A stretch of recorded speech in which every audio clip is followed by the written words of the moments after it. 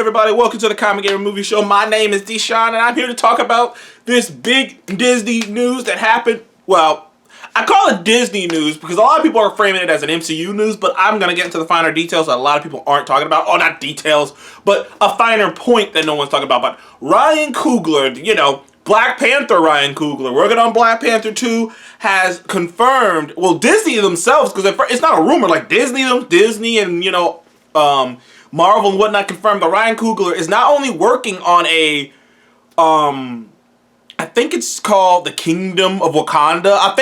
A Kingdom of Wakanda series. So we don't know what it's gonna be about. We don't know who are gonna be the characters in it. We just know he's making a Disney Plus series called the Kingdom of Wakanda. And we don't know if it's gonna be past Wakanda stuff. We don't know if it's gonna be about T'Chaka, which could be cool, really, because you gotta think there's a lot. Wakanda's been around for a very long time, and so they have a lot of, you know, areas they can touch if they want to. A lot of stuff. After the first Black Panther, a lot of people wanted to see like a spinoff, something based on on Wakanda. A lot of people were asking for like something on the Dora Milaje, you know, like there was multiple you know, stuff that people wanted. So it's not a shocker that they greenlit this. It was kind of easy to greenlight. Not to mention that there's a lot of people who said that it's only a matter of time before Black Panther gets his own section at Disney World. Like a lot of people think they're gonna put it at Animal Kingdom, like Wakanda Land, like how they're doing the Avatar Land at I don't know if that's Disney that's doing the Avatar. I think Disney's doing it, but a lot of people think they're gonna do Wakanda too, which makes sense. You know, like you can just like that. It makes sense to be an entire section of Disney World. So they were gonna so Black Panther was gonna expand anyways. But the thing is, that's not shocker news to me. A lot of people are losing their shit about that. That wasn't shocker news to me because not only has it been rumored for at least, let me see, 19, 20, 21, at least two to 3 years. Ever since first Black Panther come out, it was always rumored that Ryan Coogler and Disney wanted to do a TV show based off of the Kingdom of Wakanda, based off of something either past, present, we don't know, but based off of Wakanda because of the success of the movie. But the thing that I think that is interesting is Ryan Coogler signed a 5-year deal to produce multiple projects for Disney. Now, that isn't Marvel, Disney in general. That means everything underneath Disney, from FX to Hulu to animation. That, like, he has signed a deal to produce shows for Disney of all kinds.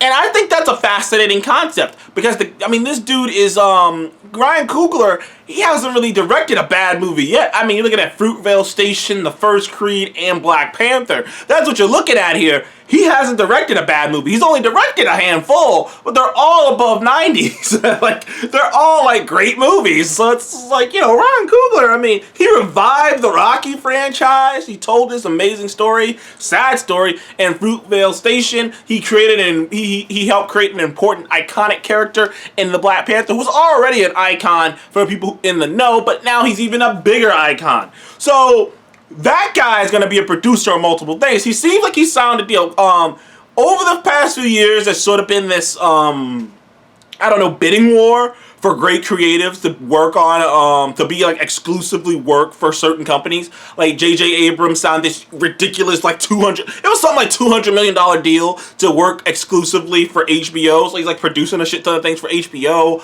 The guys who directed the Game of Thrones shows, I mean, I don't know if they were the writers or producers or what they were, but I know they were pretty big time. And they signed like some huge deal with Netflix. Adam Sandler signed some huge deal with Netflix.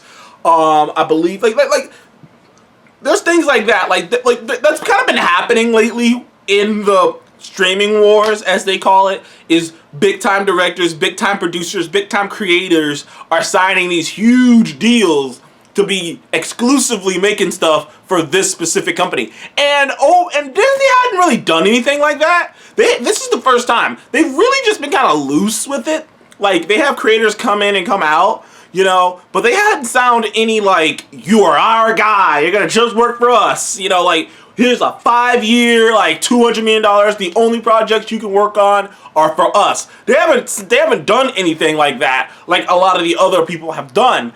But it's interesting to see that they have done that with Ryan Coogler. And like I said, I wanted to talk about this, make this video just to talk about the ideas of what he could do. Because like I said, it's not just Marvel. Now the Marvel stuff I'm excited about, but it's all of Disney. It's everything under Disney he can work on a project for. And it's kind of exciting. Like, I can't wait to hear more stuff about what he's working on. Because like I said, Ryan Coogler really doesn't direct a lot of movies.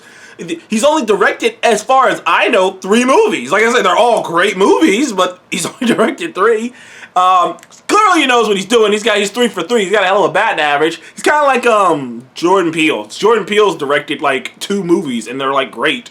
They're 2 great horror movies, but it's like, I mean, he's only directed 2 movies. I mean, you know what I mean? But Ryan Coogler's in that same breath. You know, Marvel's so lucky to get him, and now they're so lucky to still have him. I can't believe they convinced, it does seem like Disney has this kind of like carousel of like great directors, because they got Taika working on a Star Wars thing right now. He's working on Thor: Love and Thunder as we speak. You know, they got like, you know, you got fucking the Russo brothers and people like that still hanging around. Like, they got their own little carousel of people. But it's nice to see that Ryan Coogler isn't going to just do this Black Panther thing and be done with it. It's nice to see that he felt so confident in what the MCU is doing that he's like, not only am I going to come back to help direct this spinoff thing, I'm going to produce it.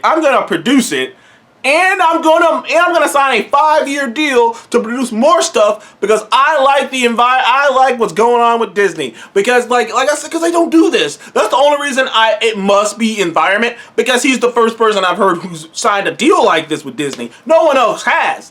Or at least they haven't offered it to anyone else. So he must like the environment. Like, I thought that anyways. Like when people think that Disney kind of crushes creativity, you don't get guys like Ryan Coogler and Taika Waititi to come back and want to do more stuff unless there's a lot of great stuff going on. They must really be loving it under Disney. And like I said, who knows, you know, maybe it's just about the money, but those guys could go anywhere and get a paycheck, especially Ryan Coogler and especially Taika.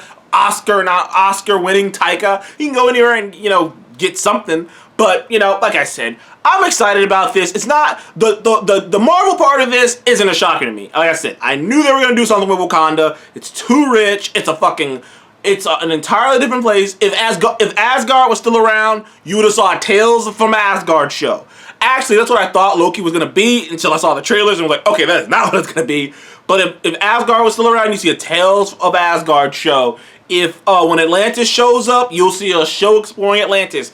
But the thing about the MCU right now is these shows will allow them to go into further details on things that the movies don't got time to get into. So like the shows can do this thing, because like can do a cool thing where the shows can be not like, there are things about the shows that that are required watching, but it's just for more context. You know what I mean? Like, the shows are DLC. Some of the shows can serve as DLCs to the movies as extra downloadable content for people who wonder. So if you've ever watched a movie and you go, man, I wonder what the day-to-day is in this whatever, they can come out with a show about that, show you how that works, so then you know, like I said, Disney Plus is going to do such wonders for Marvel. I can't wait to see what Ryan Coogler's come up with. I know a lot of people kind of feel weird about it because it wasn't too long ago the Chadwick Boseman had passed.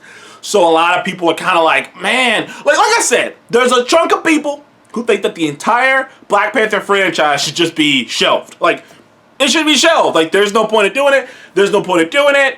Some people think, oh, there's just cash grab now. You have no mercy, Marvel. You're just gonna keep pushing forward anyways. You don't care that this man died. There's a whole litany of arguments that people are kind of throwing. But for me, they were always gonna do this. This was gonna happen. They were gonna do Legends of Wakanda. I believe it's gonna be, well, it's called what was it? The Kingdom of Wakanda.